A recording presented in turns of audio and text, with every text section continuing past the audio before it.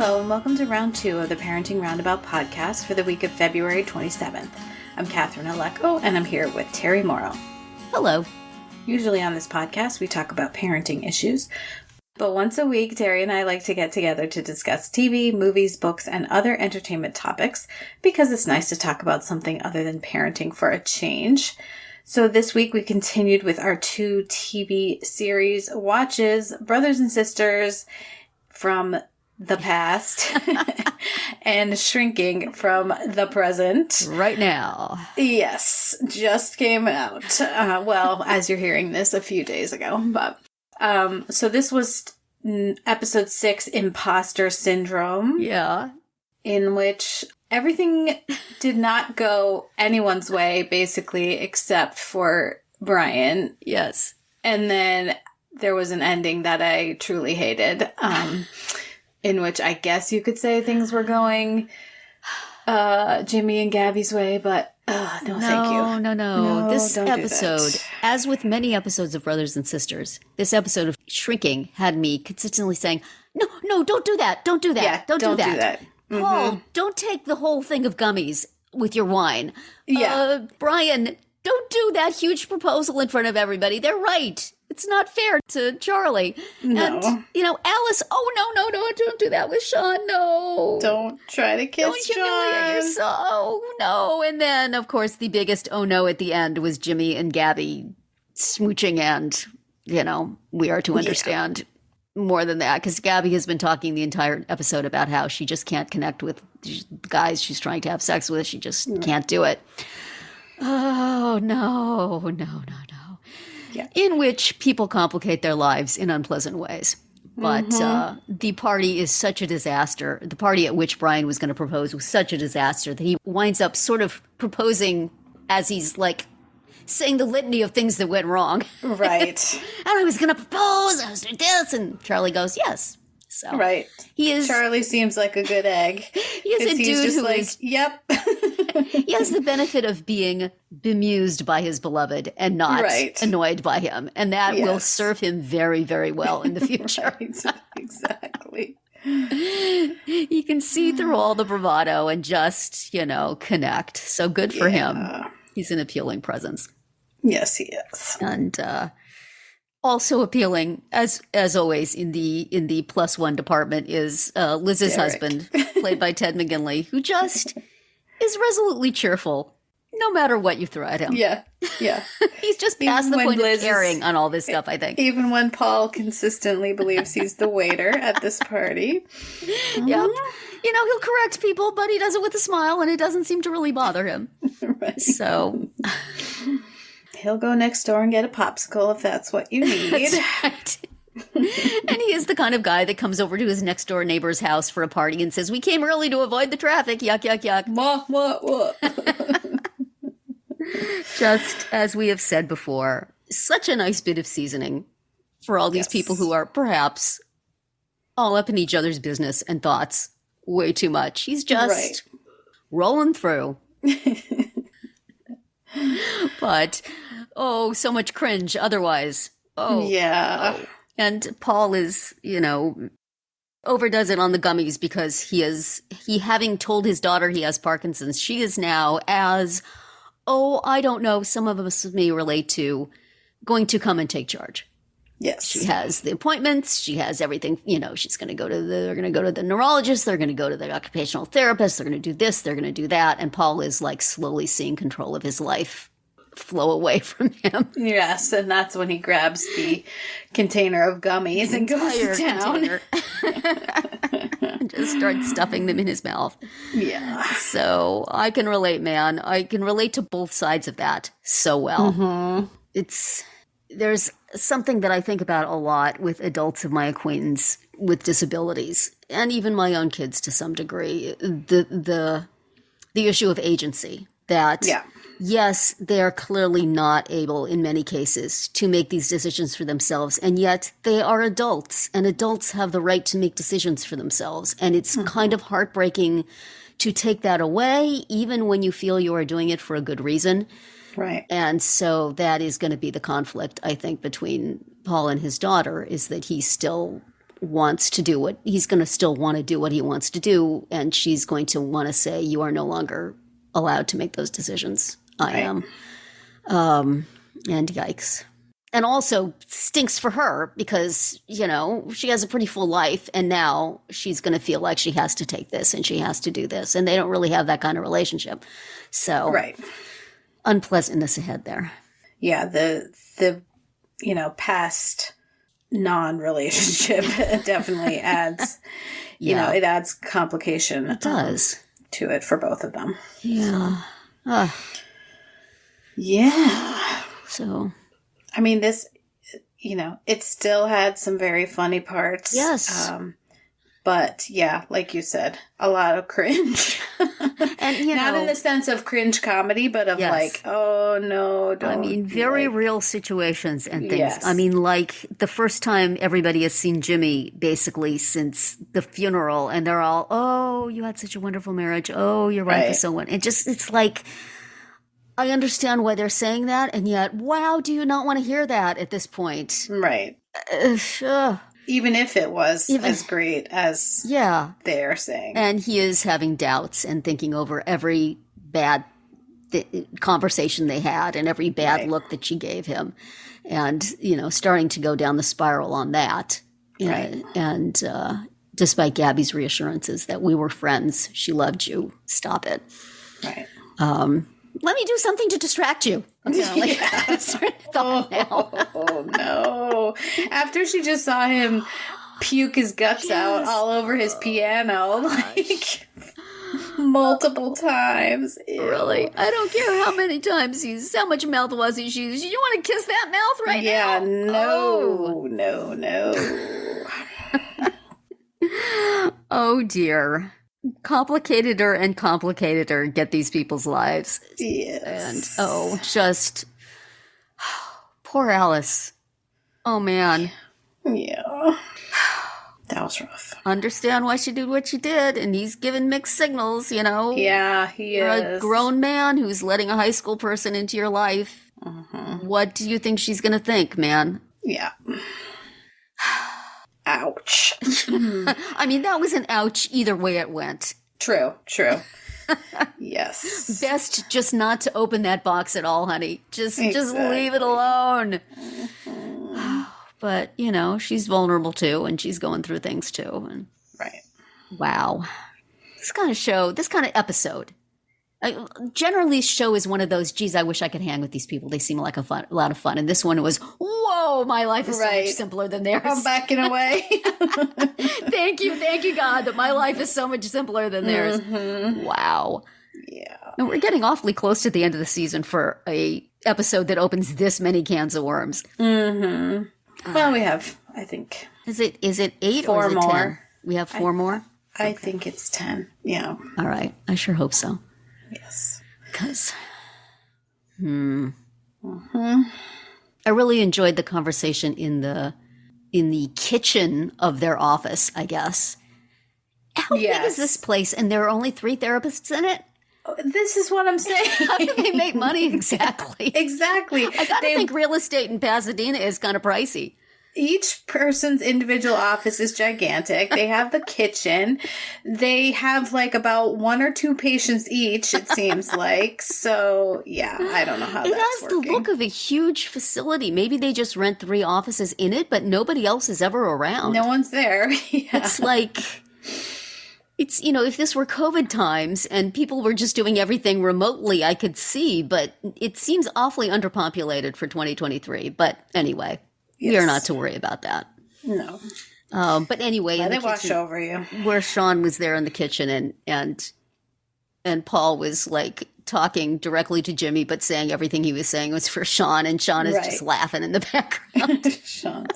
Sean knew what was what. Yeah, he enjoys their friction, I think. Mm-hmm. And having Jimmy put in his place, publicly and I guess, in front of his patient. I guess Paul is now fine with Sean living at Jimmy's house. I guess so. That's still going on. And have another gummy, dude. Yeah. Just don't worry about it. Yeah. I guess since he came there with the 6-pack of beer and solved everything, he's cool with it. Right. Right. But, well, he's got other problems to worry about, I guess we're to think. True. This is true. You know, that will be tense. Yes. Well, shall we leave them to cringe another day? And so that we can cringe about brothers and sisters. Exactly. Yes, brothers and sisters, all in the family, because there was, we had, let's run it down. We had Nora reading her story to a class of skeptical young adults. The first part of that class was absolutely 100% realistic to writing classes I've been in, where you bare your soul in your story, and they're all going, I don't believe it. That's not right. And I think the teacher said, you seem to have a lot to say. You don't have to say it all at the same time. Right. Raise your hand if you've been in that class. Yes, I have. I have said that, and I have had that said to me. Mm-hmm. But then the one at the end where, of course, she's got it. Now all the college kids are wrapped. Yeah, they were just like, wow. Peter Coyote is like, wonder if I could, get a few more episodes of pay if I felt her story was good. Right, exactly. But, So we had that. We had Kitty going to have dinner with Robert and his children, and one of whom was oblivious and the other one was real mad about all this. Yes. So now we see the damage done of them being photographed coming out of dinner that time. Politically, it seems to have mattered not, but... Right. But with your ex-wife showing it to your kids, not so good. Yeah, I mean, considering that the wife was supposedly the one who was cheating, and that's why they got divorced. But nice still, lady. When the shoe is on the other foot, it still pinches. Yes, exactly. Mm. Yeah. So that leads, of course, to a fight between Kitty and Robert. But then Kitty is just like, well, people fight. So and we're good, she should right? know. Yeah, but I felt like they had the Rob Lowe dialed down to maybe 7 or 8. Mm-hmm. Not as cute, and not as nice, and not as sweet. Well, yeah. He must have offended somebody in the production this time and say, all right, we're going to make him look bad this time. Yes, Next week he will have that special aura again, though, I'm sure. Yeah. Of confidence and... he was quite short with her. He was, and after. In the wrong, I think, to be expecting of his kids that they will behave the exact same way, just because, by the force of his will. Yes. Might work on voters, don't work on 10-year-olds. So. Exactly. And Kitty tried to warn him. But she I think the main reason that she actually went to this dinner was so that she wouldn't have to dinner with... Exactly. She would not have to have dinner at her mother's house with her half-sister, Rebecca. So that was another... Boy, Sarah was... Yeah. Like, you are an adult, Sarah.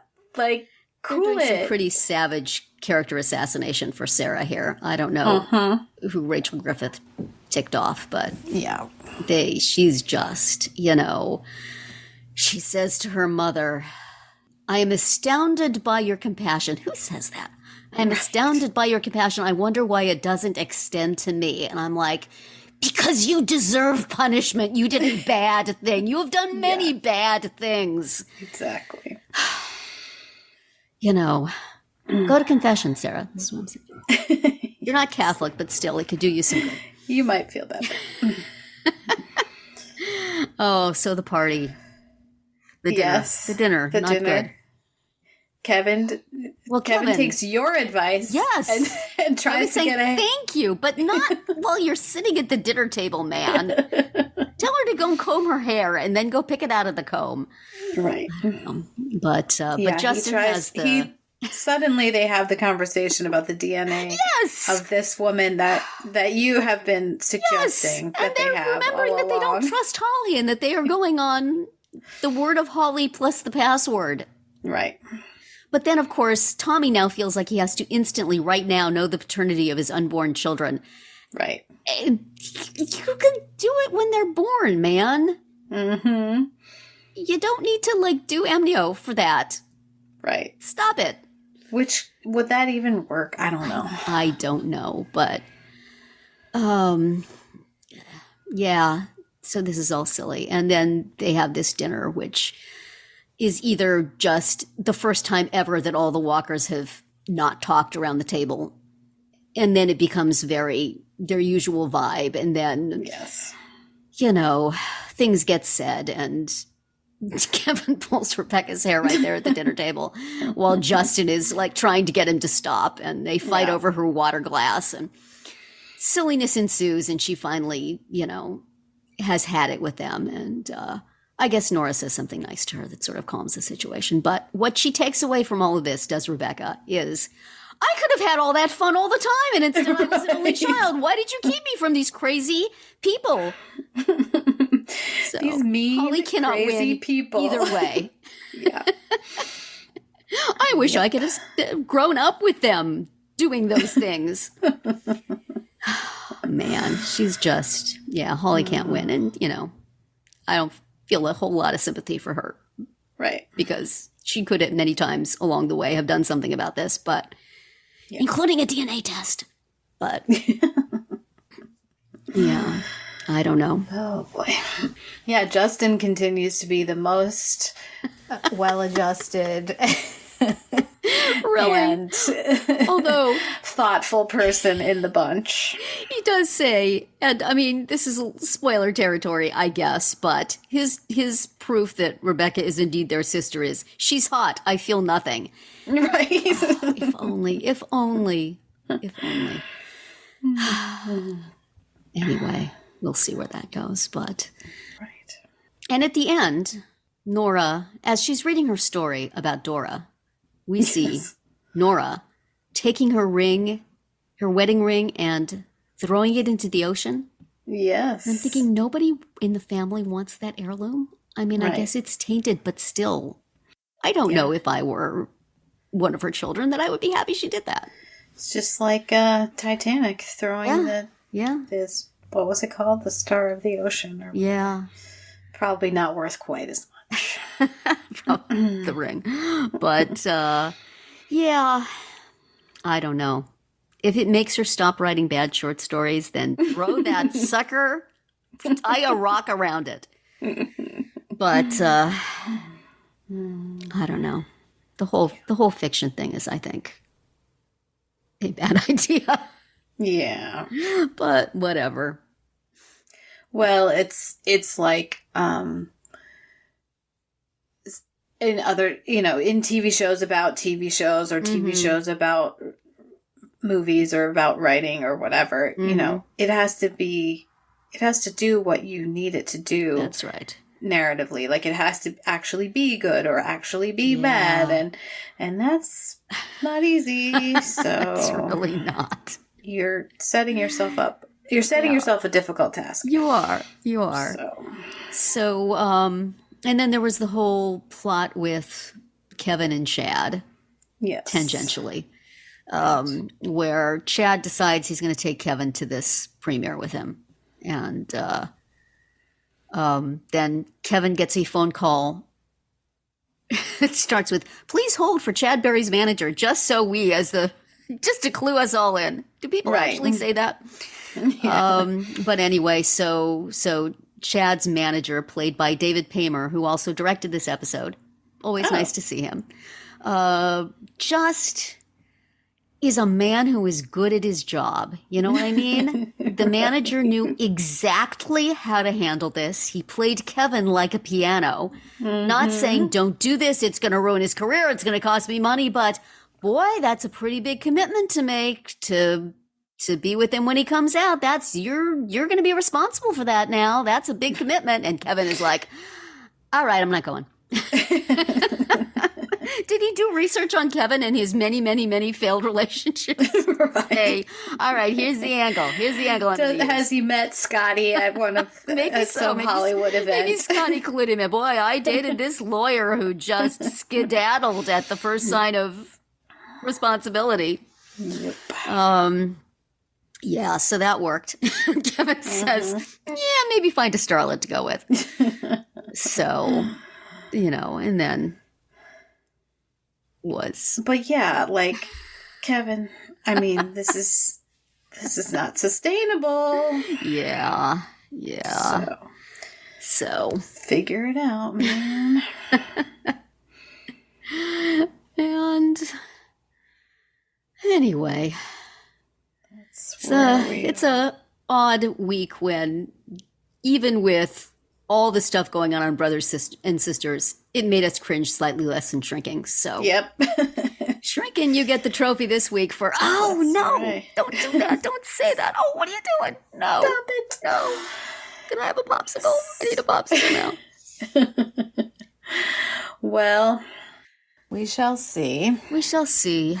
I hold out more hope for the Shrinking people that they'll get their act together than the Brothers and Sisters people, but yes, I guess Shrinking wants to get renewed, so they got to leave a lot of raw edges somewhere.